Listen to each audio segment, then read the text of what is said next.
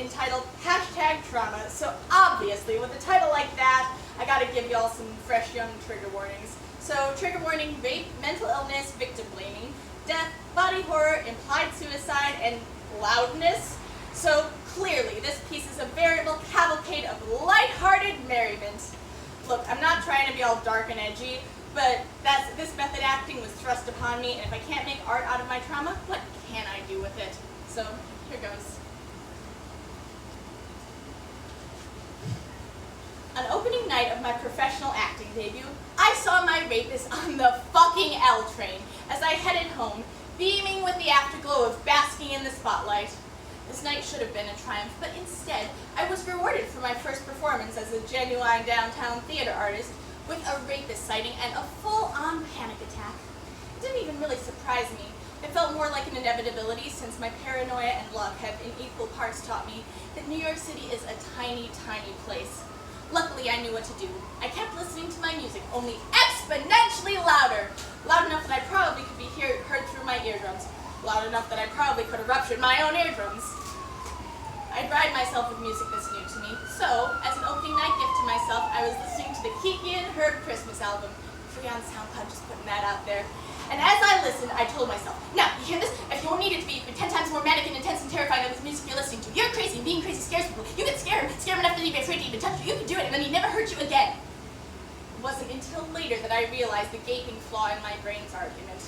Come on now, remember Blanche Dubois? Crazy doesn't save people from assault. It just makes authorities dismiss accounts of rape due to mentally ill survivors allegedly being unreliable narrators. I know this, but at the time my brain wanted me to immerse myself in the cacophony and chaos and find strength in it, which I did.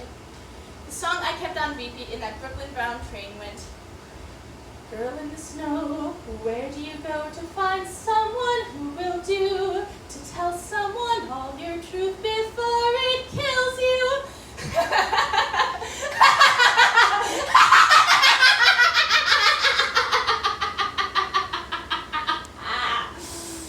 Listen to your crazy laugh before you hang a right and disappear from sight. What did they know anyway? They read it in a book. What did they know anyway? You'll read it in a book tonight. One of the first people I attempted to tell about the incident was a professor, in hopes of explaining to her why I had to miss a class. Her wise, pedagogical response was to take what I told her and compare it to what she knew happened to my dead friend Sebastian, detached, as if we were fictional characters from plays she had assigned, and said, "Oh, well, what happened to you wasn't as bad as what happened to Sebastian." As if I was attempting to compete in a game of suffering Olympics against my dead friend! Like, only one of us is still alive, so I'm pretty sure we all know who the real winner is here! What does she know anyway? She read it in a play! What does she know anyway? She'll read it in a play tonight! The first person I told about being raped was via text. He was of the mind that instead of taking a moment to recuperate, as I told him I would, that the right thing to do is to drag my sorry self to the police station and report it. He told me that by not immediately bringing the case to authorities, I was complicit in my rapist's proliferation of sexual violence. That it will be my fault when other people are raped because I had the absolute audacity to exercise autonomy over my experience in the wake of losing autonomy over my body. My friend called me selfish. Selfish.